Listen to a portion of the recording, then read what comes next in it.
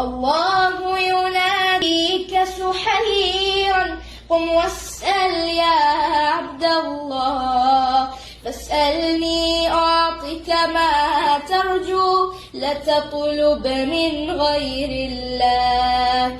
إن كنت مريضا يا عبدي فأنا الشافي وأنا الله، أو كنت كسيرا هل أحد يذكر كسرك غير الله؟ هل من ذنب لك تخشاه؟